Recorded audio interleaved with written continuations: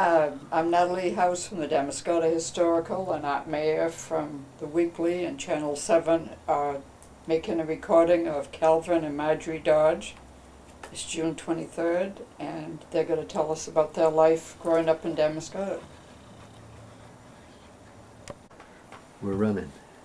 I'm Marjorie Cooper Dodge, and my folks came here in 1922, and they lived in where Ruth Ann Savant lives today, which at the time was 2 apartments, one upstairs and one down. And in 1926, my brother was born there.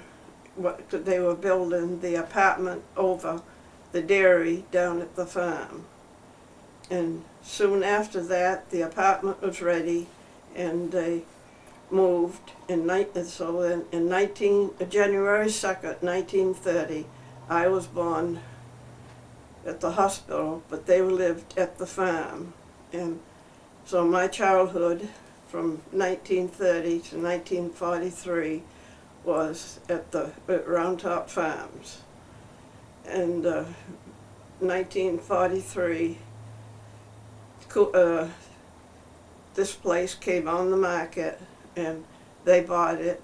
And my mother was working at Bath Iron Works at the time, and so in '44 she started a little gift shop here in the house, and the people approached Dad if he would like to become an auctioneer and turn the barn into an antique shop. So from 1943 up until '73, they had 73 to 83. 73, Dad died, and my mother carried on to 83. From 83 on, Calvin and I have had this business. But to go back to the farm, where the cattle and bulls were, I used to go down into the barn, and Mr. Denny said that I could have a pet cow. So I brought up a little calf until it was full grown. And a lot of times Dad would say, "Kathleen, I need you." So she would go down to the barn and go over to where the big bull was, and stand and put a sugar in her hand and call him over, and he would eat sugar out of her hand while she patted him. And Dad would explain to people or different groups about the bull and different things. And then they had an exercise ring out in the yard that the cows or bull would go out and walk around in a circle. And so my brother and I played around, and as I say, he left in 1943 to go to college and go on to become a doctor. And now he lives in Bar Harbor summers and Florida winters. But get back to me, when this place came on the market, Dad grabbed it and we moved up here. And Mother, when she got done at the yard, she said she'd like to have a little gift shop. And so the dining room was turned into a gift shop. And different people would say to my father, "Why don't you have an antique shop in the barn and have auctions?" So the next year they built the barn over and had gift shop plus furniture, and he went into being an auctioneer Friday nights and Saturdays, and I was elected to be the cake maker. And So every auction, I also had help because it was too much for one party to sell, to do it. So I was elected to make all the cakes, and people used to call and say, "We're coming to your father's auction. Would you make a cake and put it to one side, and we'll buy it?" Because they loved my cakes, and so for up until Dad 71 or 2, he gave up the business because he became sick, and working at the farm, his legs bothered him. So where did you go to school? Where did you start school? I went to at that time, Castner School was an 8th grade school. And I went through there and then went to Lincoln Academy for one, and in 1950 I went to Nassau College, which is not going now. I went for a year. Then I came home to help carry on the business. Did you walk to school when you? Sometimes I could walk, and other time to Castner I could walk because it's just odd. But to go to Lincoln, I got rides. So they just opened Castner at that point, or there was a one-room schoolhouse before that? No, the one-room schoolhouse is across the road here, where it's now been turned into a home. But they had closed that by the time you started school? Yes. Yes. Mm-hmm. Yeah. And Madeline Hopkins, who lived next door, was the 1st and 2nd grade teacher at that time. Mm-hmm. And in 1950, when I graduated from high school, I went on to Nassau in Springvale, Maine, for a year. And I came home to help carry on the business, and also got jobs of babysitting around town. The kids today that I babysit all joke with me about help bringing them up from babies, like David Chapman, because Madeline was an administrator down at the hospital. And so I helped her bring up her 2 girls. And Dr. Powell, I helped with them, and a few other ones. But to go back to the farm, when I'd go down to the barn and go along and pat the cows, and one day everybody jokes, can't get over that I dared do it, but I'm not sure, but I know I was under 10. I happened to go into the barn to see where Dad was, and the door slammed behind me, and I couldn't open it to get out.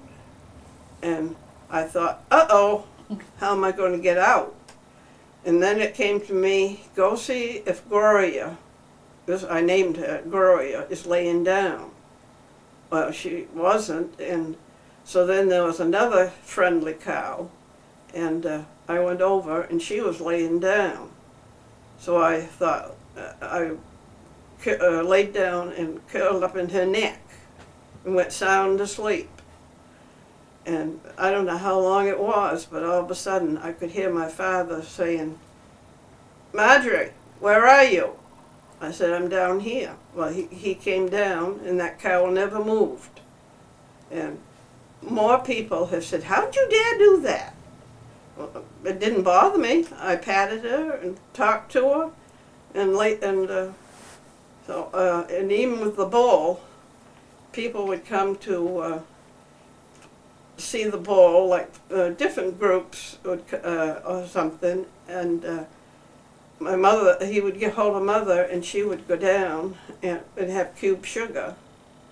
Have I said this before?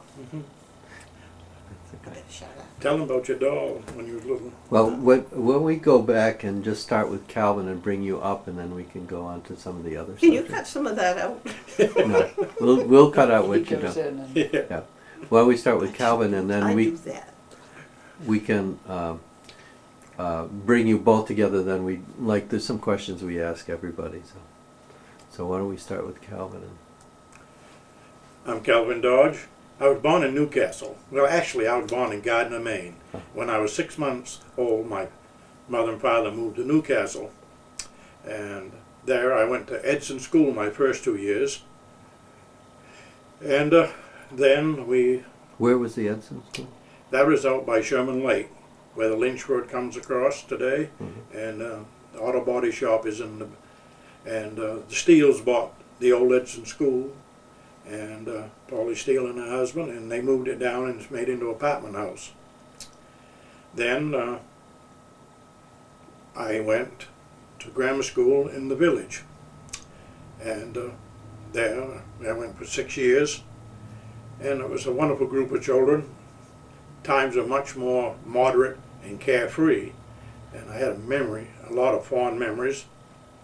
And I had Mrs. Smithwick as a school teacher, and Miss Foster as a school teacher, and the last 4 years I went to Thelma Clark.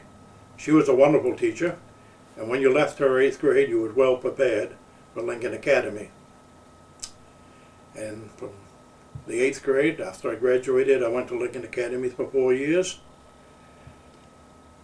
and I got my first summer job, I remember, for Albert Beauford. He was one of the prime contractors here in Damariscotta. He built the Nelson Bailey Gymnasium at Lincoln Academy. He built the First National Bank at Damariscotta. And he also built the townhouse, which they've just vacated, and now there's going to be an antique and used furniture place. And the town now has moved their offices and everything up to Castor. And Albert taught me an awful lot. So when I got out of high school, he was getting ready to retire, so I went to work for Mr. Carroll Lugwood. He was a contractor in town. And he was a wonderful person to work for, and his wife, Laurie, worked in the bank, and she was a former school teacher, and she was my father's teacher, so she had a kind of liking to me. And he said, well, Calvin, he says, we're going to build a little mini mall out back at Damariscotta. And he said, would you like to come and work for me? I'd been previously working for him off and on. And I said, yes.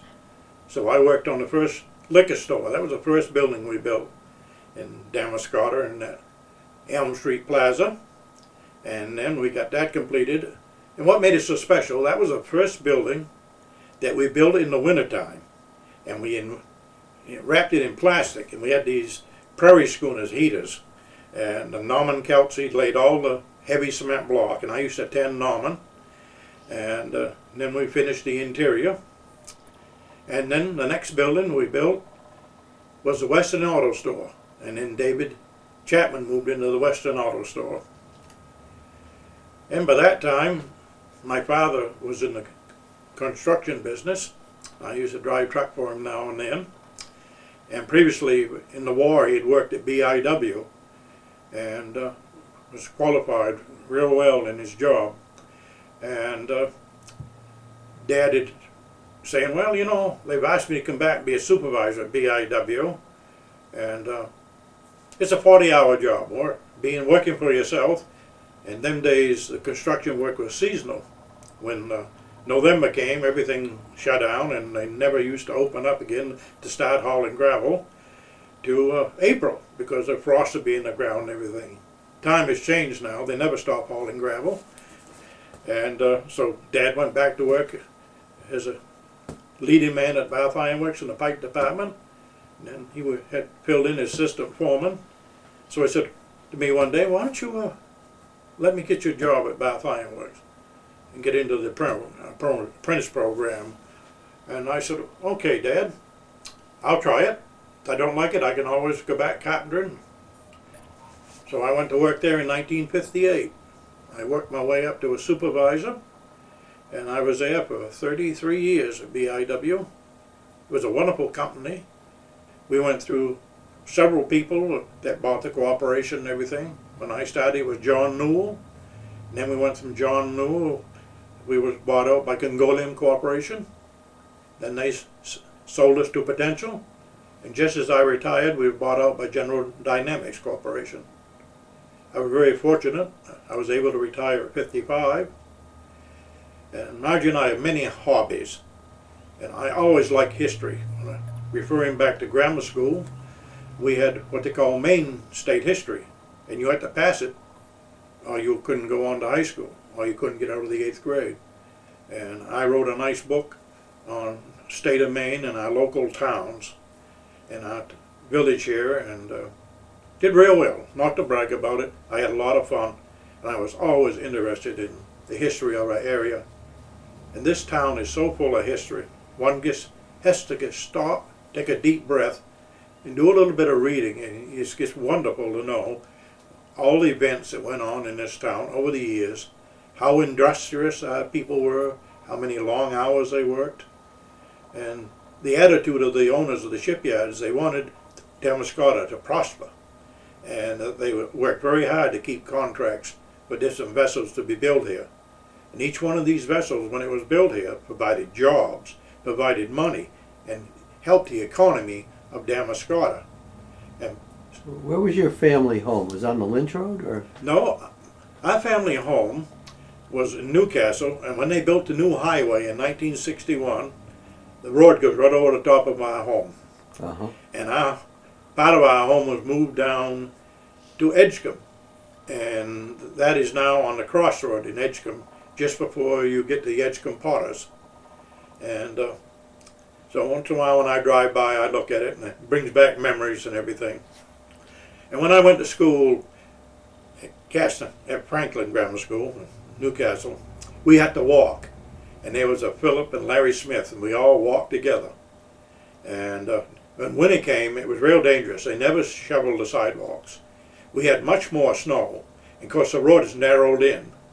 And my father and mother and Philip Smith and Mary, they got concerned at why we should walk. So they hired this Eddie Keene, and he had a taxi. And I remember for $2 a week, he would come and get us for 5 days, early in the morning, and bring us home at night for $2 a week. So he got 2 from my father, and of course 2 from the Smiths. And then there was a Nabatoni, which lived over on Pleasant Street when Smith developed that as a housing project. That's in Newcastle. And they paid $2. So he had $6 a week from 3 families, and he hauled us back, and he was always on the ball. And Harold Bloomquist also was in the business with Eddie when they first started. And I used to ride in an old DeSoto, I remember. And it was quite an old car, but we got to school. It was a very wonderful time. We always would sit in the back seat, the 3 of us boys, and we felt like we'd been chauffeured in the limousine, because being young, it was just a fun event. What were some of your, you could both answer, wintertime activities?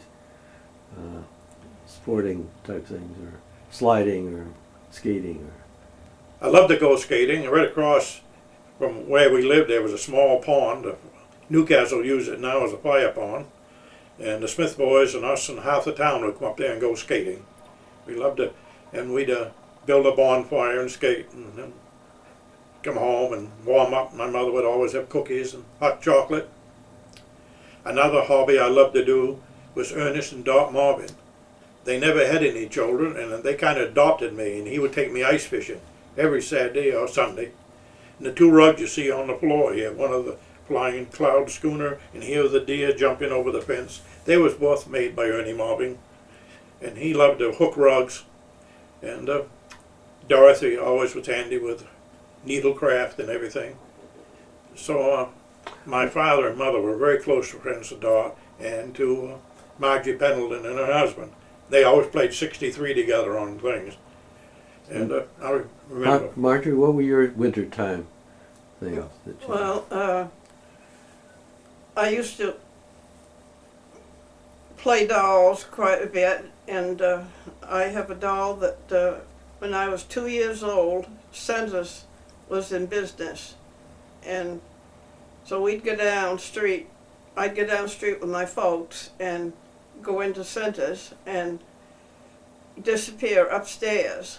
And Mother would say, "Where's Marjorie gone?" And Mrs. Kimball would say, "She's upstairs looking at that doll."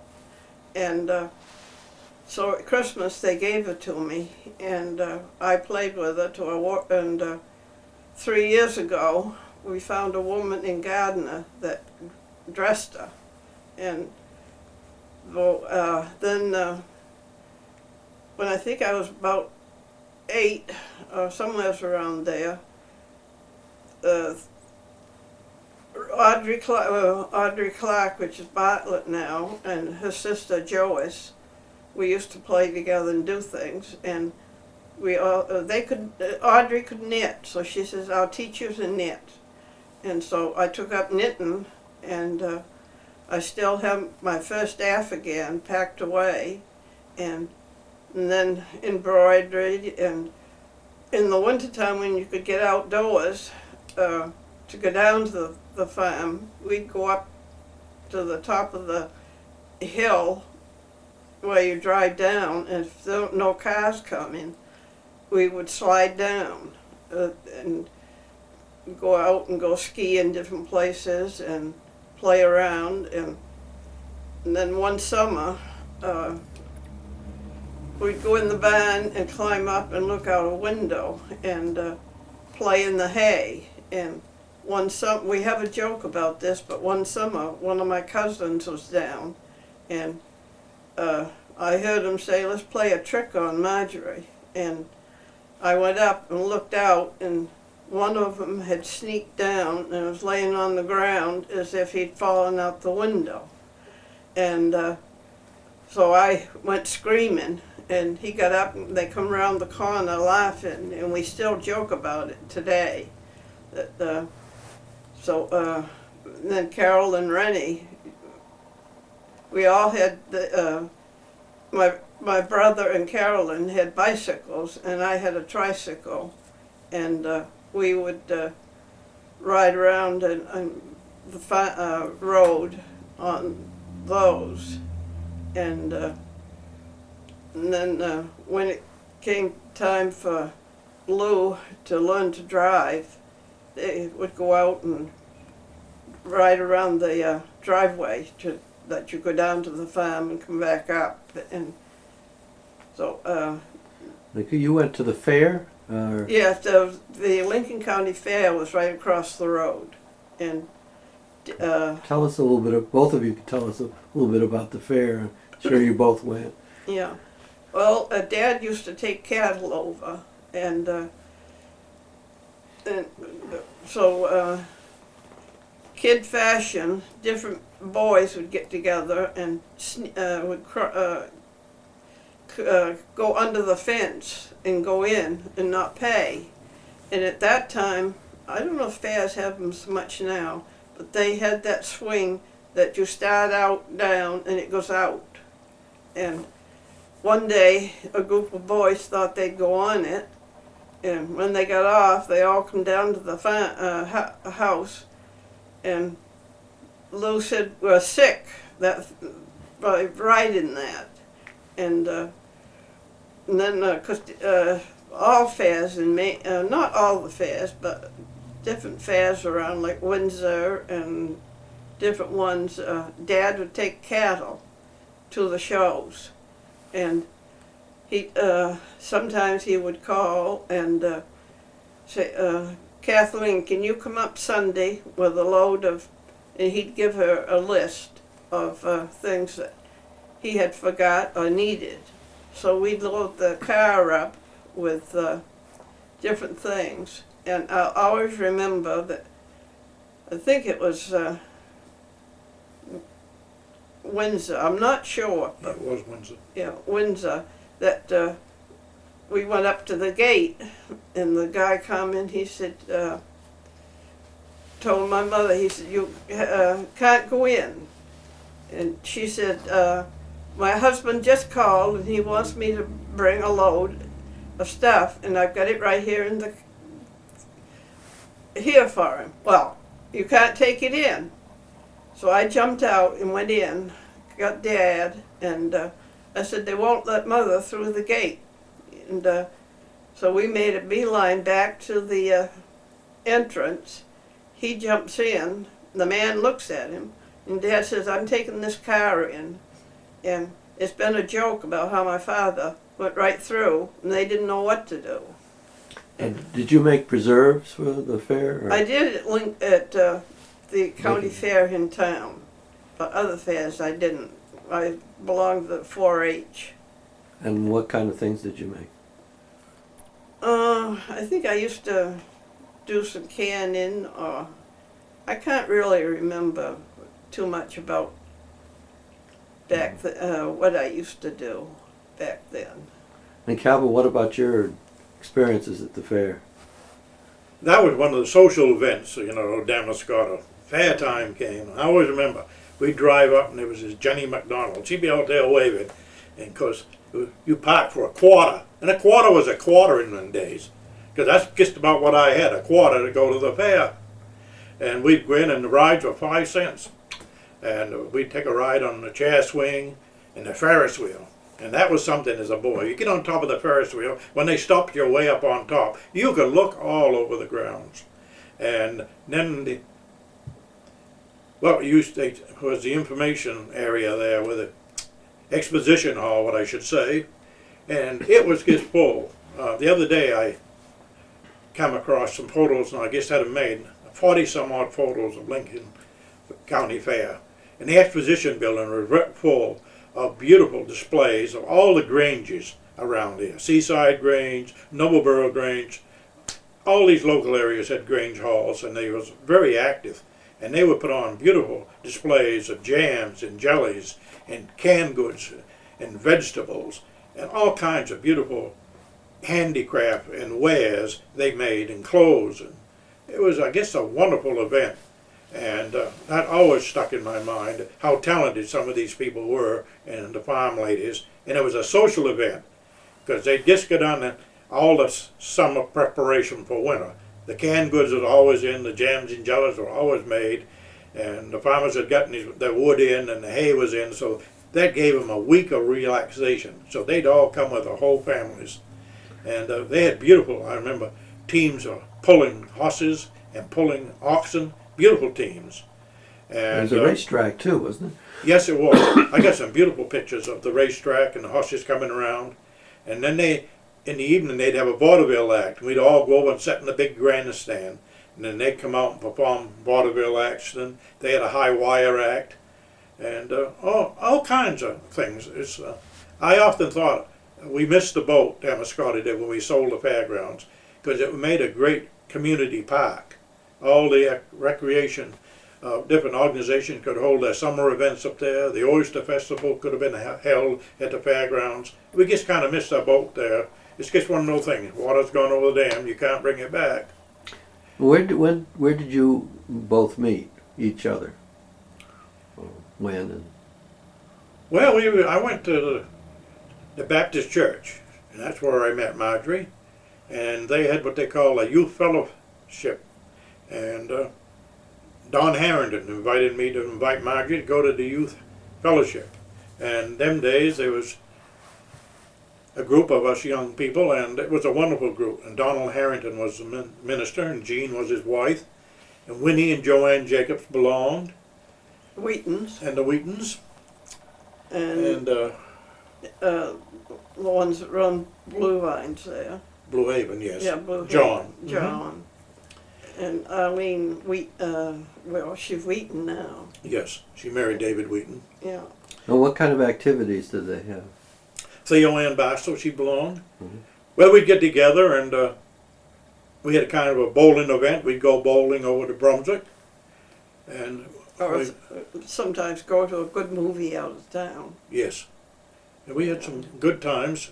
And then the girls sometimes would get together with the older women and they would put on shows. And at the Baptist church, we had some beautiful pictures of some of the shows. Because them days they'd take some of us men and dock us up.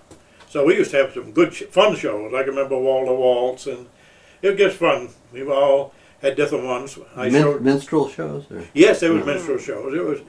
a fun event. No harm to anybody. It was just a lot of laughter, and it was a good evening out. And you met right in that fellowship? Is that Yes, yeah, we did. We met there. One- And we went to the Baptist church. See, Bob, we got married in 61. Bob was born in 65. And the 68, was he 2? No, 5. Well, a little later. Like all churches, there was a little bit of a split. And so Calvin and I talked, and Calvin said, let's go back to where I went to church. So I changed to a Episcopal, and we went over there. And Bob became an acolyte, because there wasn't too many kids at the time when he went. And so he was an acolyte right up till he left when he was 18 to go to college, and so he hasn't been home to live since then. Yeah, he loved going over there, and he was really good. And he got appointed as one of the delegates to the National Convention for some of the school children there going to school and the programs they had. And they sent him out to the University of Illinois. And that was it. Put him on the 23rd floor at the University of Illinois. When he come back, he said, imagine that, Dad. I slept on the 21st floor of a dormitory. So that was one of his. And he said, when I was going by bus out there, I never saw so much corn in my life, because it was new to him. But I want to get back to one of the events I'll always remember. My father would give me a quarter on a Saturday afternoon. Now for this quarter, I would walk downtown, and I would stop at Poland's drugstore, and I'd buy a sundae, and that would be a pint box filled with ice cream, the works. Then I'd take my dime I had left over, and I'd go to Lincoln Theater, and there I would see 4 cartoons, the newsreel, which lasted for at least 20 minutes, because them days there wasn't no TV, so you get the latest was going on at the newsreel. Then they'd show the real film. And for 10 cents, my mother had a lot of babysitting done for me. I enjoyed it. I was gone all for about 3.5 hours. It was just wonderful. And I always remember on a Saturday night, my father would get us all in the car, and we'd drive town, and there would be all our neighbors parked up and down Main Street. And you would see all the sights. All the old men would be sitting on the ledges of the windows in these different department stores. And they'd be all talking, and you could listen, and it was just wonderful talk of the bygone days. And there was one gentleman I can mention, his name was Henry Spear, and he used to sit on the steps as you went in the Poland drugstore. And about every 15 minutes he'd pop up and he'd say, time for a bromoseltzer. So I don't know if he got a buzz on bromoseltzer or not, but it was just like clockwork. I'll always remember, it's time for a bromoseltzer. And Henry would go in and have a bromoseltzer. So and we're- in the morning, sometimes I would go down to with my mother, and be a whole bunch of the businessmen would meet around 9 o'clock in the Poland's drugstore. They'd all have a coffee or an ice cream, and they would talk what was going on for the day and what events were coming up. So it was a great meeting place, Poland's drugstore was. Where was Poland's drugstore? Well, today is right where there's a art and glass shop is, right next to where Chapman and Chapman Insurance is. Oh, it became Briggs, right? Yes, it became Briggs. Okay. And then they went on to become Pierce's, and then Pierce sold out. There was just a charming place. They also had a beautiful ice cream parlor in behind there with all these bentwood chairs and tables. My mother would take me in there too. And as I got out of high school, or going to high school, we all met at Clark Spa. You remember that, Natalie? Yeah. And there was another place where they had a jukebox, put a dime in there, and you could get 15, 20 minutes of music.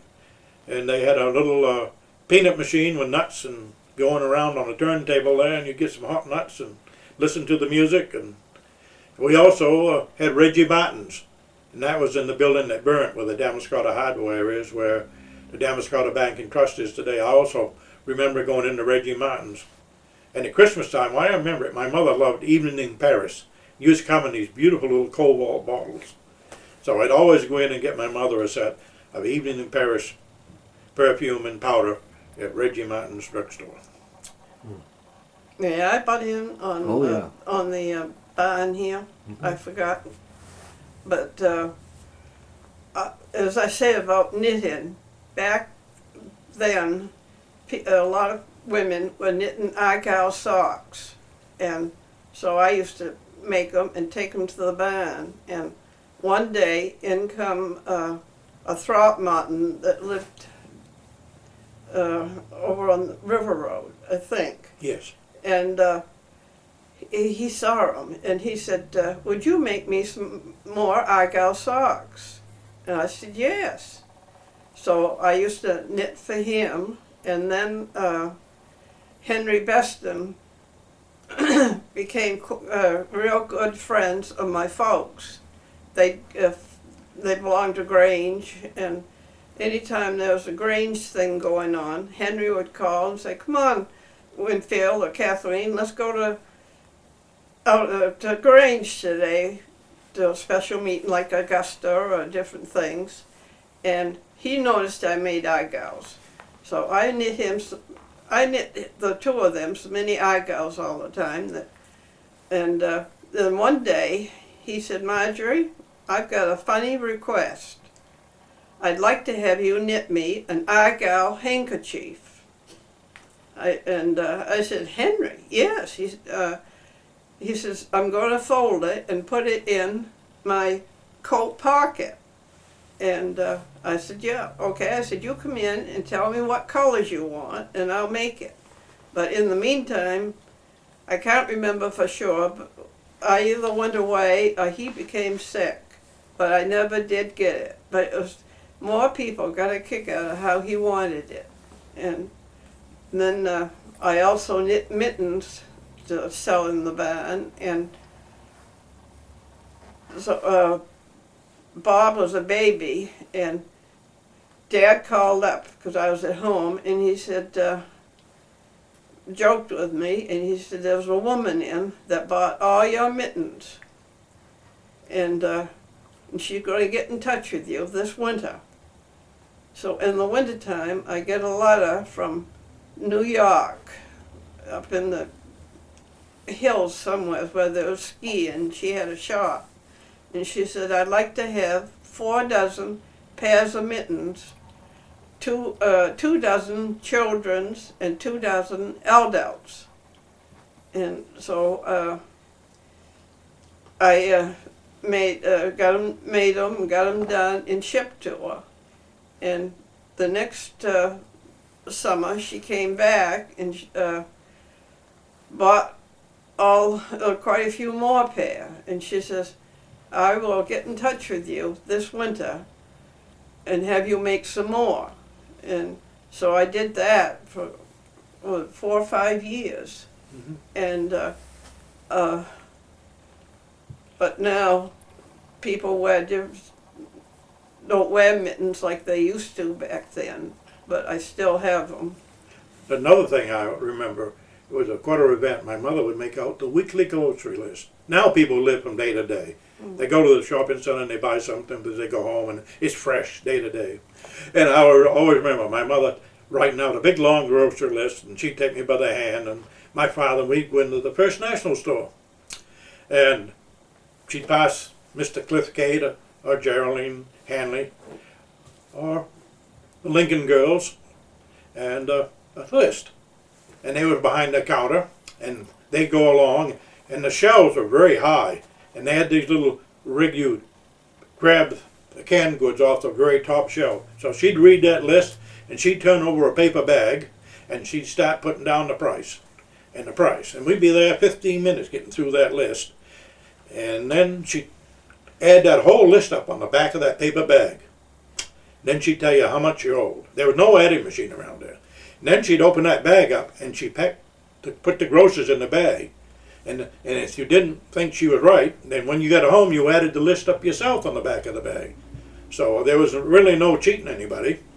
And I'll always remember that. And Mr. Cliff Cate was the manager there, awful nice gentleman in town. And he had a daughter named Marilyn. And then Eleanor Lincoln worked there, and Norma Lincoln worked there.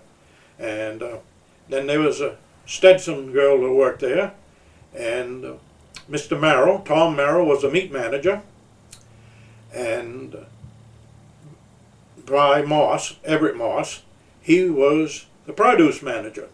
And you'd go in that store and he'd always grab my father. It was during the war, and he said, "Got bananas and you better get them."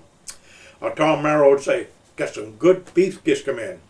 And my father would go hunting with Tom Merrill, and they'd get a deer. And of course nowadays you're not allowed to, and they'd take it down to the First National store and they'd cut it all up and he'd prepackage it down there. And another thing I always remember as a boy, ice cream come in. They had a freezer, and it's called Harlequin, and you had chocolate, strawberry, and vanilla. And it only came about 1 inch thick by a foot by 8 inches wide, I think it was. And of course, them days you had to get it at home because you only had an ice box, and ice cream in an ice box never kept. And it was just an event. I'll always remember going into a friendly store, and just up the street was the AMP, and that was run by Mr. Jellison, and Barney Cowan worked in there. And guess you went through the door, there was a coffee grinder. Well, the aroma of that fresh ground coffee would hit you right in the eye. And A&P always had 8 o'clock coffee, and I always remember it. And it was, they had a little red bag with a black lettering, and the other one was a little yellow bag with black lettering for the coffee. And it was just a social event you'll always remember. Did you go to any of the dances? Yes, when I was a young boy, I liked to go dancing. But we went dancing maybe 4 or 5 nights a week. Whereabouts did you go? Well, Huntoon Grange always had a dance. I think it was on a Wednesday night. And Eastern River Grange always had a dance on Thursday night. And then down at Friendship there was a dance on Monday night. And then, of course, Lakehurst always had a dance in the summertime out there. That was a great place, a wonderful dance hall. And it was cool. They had screened in porches. You could go out there and dance. That's used to take Marjorie out there dancing Lakehurst, didn't we, darling? Right. Had a lot of fun. Yep. And probably Lakehurst was one of the calmest dances, the most friendliest dances to go to. Because I did go to one, up in North Newcastle, and that was kind of a rowdy place up there, Dyer's Valley. Dyer's Valley. And then I also went to one up in Jefferson. And Up on Clary Lake there? yes, Clary Lake. Yeah. And you'd all get dancing, and then the barn floor would go up and down just like that. It's one that didn't come down. You ever go to Wits End up in Olney? No, I was too young. Oh. I heard my uncles talk about going to Wits End. There's a lot of them lost their wits over there, I guess. No, I was just too young then. Uh-huh. That's one thing in high school too. We had a lot of dances. We had the sophomore hop, the freshman. It was wonderful. The junior prom, the senior prom. I don't think they have those today. They were wonderful social events. Did you go down to Bristol or South Bristol to some of those, or Redmond's Hall was that? Yes. Yeah. Also went roller skating down to South Bristol, down by the old the beach. Yeah, it used to be a nice roller skating rink down there. Mm-hmm. No, it was a lot of fun. Brings back childhood memories. I also remember in the early 42, 43 going with my father and mother to the launching of some of the minesweepers at Mars Shipyard. That was a big social event. Even some of the stores would close down in town for 15 minutes. Patriotic. We had a war to win, and we had to all give our best. And I talked to some of the boys. I did an article on Mars Shipyard, very interesting. Of course, before Mars Shipyard, there was a Moss Shipyard. He built 43 ships there, Mr. Moss did. Some of the best draggers and trawlers that was ever built. And they were always sold down on Cape Cod into the fishing industry in Massachusetts. Get some wonderful photographs of these ships here that he built. Now, were you both around during the big fire? I was, that was in 43. And my mother was working at BIW, and the boss over there told any of the women or men, if they had a child that would like to go to Camp Marjorie up here in Nobleboro, that they could go. So I went for one summer, and we learned to do all kinds of things and go on trips or things. And so one day group of the counselors came to town, and when they come back, they wanted to find me, and so one of them come along, and she says, don't get nervous, don't get worried, but she said Damariscotta is on fire. And that's how I happened to find out, was through her. Yeah, I remember. I was out, guess as plain as can be. I was out sailing one of my little boats in a brook that ran down by the house. And I looked up and the sky was black to the east of us. And my mother got on the phone and she called a woman and she said, yes, the town's on fire. So my father was just coming back from the gravel pit, and we all jumped in the truck and we got down as far as the corner as you in Newcastle now, by Wright store. And there was Mr. Byers, old man Byers, and he stopped us, and he was like civil patrol. And he said, you can't go any farther, the town's closed off. And I remember fire trucks going by the house from all towns to the west of us, from Bath and Wiscasset and everything. It was a major fire. And thank the Lord that it was high tide. They was able to get water real easy. But them days, there was a scarcity of men because it was during the war and people were in the service. So what men they had around to help out was the servicemen who were stationed at the barracks there. So they did a tremendous hand. And you'll see photographs of a lot of women manning the hoses in town, young girls. Everybody tried to help everybody out. It was a terrible, it didn't only got a fire in town, but the cinders started floating over town. And some of the houses on Bristol Road caught a fire. And they've been remodeled, of course they have, but there's history there. It was a tremendous fire. And I can remember where the fire started was Weeks and Walt's garage. And next to it was the where you went in and got your ration stamps. Because everything was allotted them days. You had to have these stamps and coins, or tokens they call them, to get some butter or sugar. And for years, they would change the oil, and they had like a little half wash tub, and they'd take that oil and dump it down back. And there was a whole lot of riprap, which is logs laid together and bolted, and poured it down through the sand, and of course that saturated those big logs. And my understanding was they had a barrel out there that used to incinerate their papers, and one day they was burning the scrap paper out in this barrel, and it caught a fire around it, and then it got into those logs, and boy, the wind picked up just right, and first thing you know, it was into the garage. And there from the garage it jumped, and it jumped on to the Lincoln County News office. That was a 3.5 story building. And right next to that, where Waltz's is today, was Mrs. Hall's house, and it jumped into that place. So when they got into those buildings, the cinders began to fly, and then of course it started up Water Street, and they burnt Captain Post's place, and Bisbee's place, because it's further up in the barn and all that. The whole town was afire by that time. And of course it caught the steeple of the Baptist church on fire, and that was an awful job to get up there to get that out, because the water pressure wasn't that great back those days. No, and I always remember after the fire, I used to go with my father. As I said, he was in the trucking business, and I cannot tell you how many loads of second-hand brick we took from the Lincoln County News office that burned, and throw them on that truck. And everybody, all through South Newcastle, North Newcastle, Dad used to haul loads of brick because they wanted to clean it up. And people would clean those bricks, and I don't know how many chimneys are built in these houses out through the country from brick that came from the Lincoln County News. And on our old land over in Newcastle, we still have the safe from the Lincoln County News that we hauled off, and then Dad dumped it over one part of our lot. I haven't been over there for years, but I remember the safe was still over there. Any questions?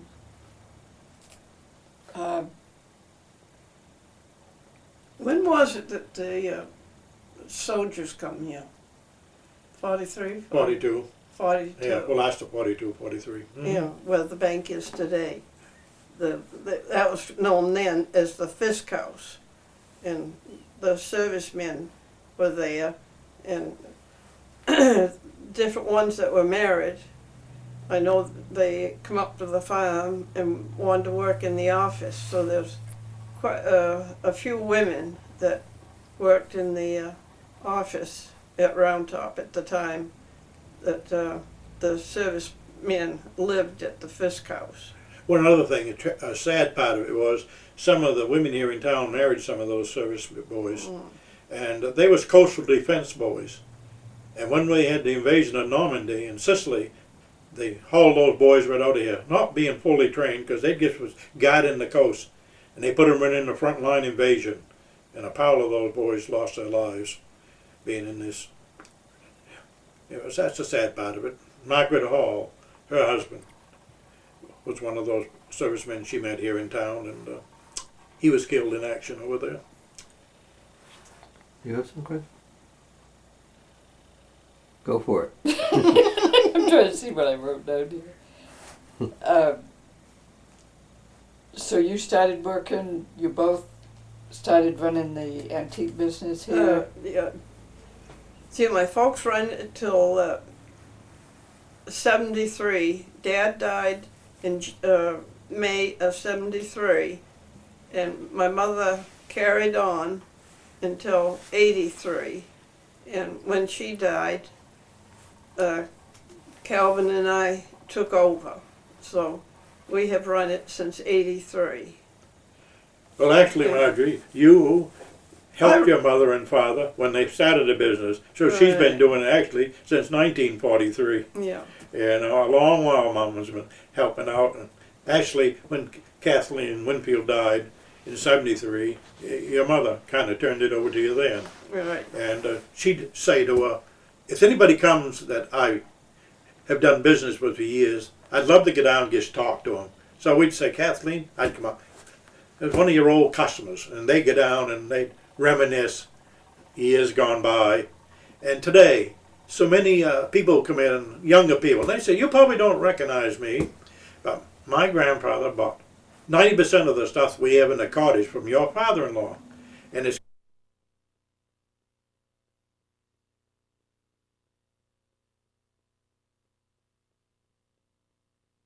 and when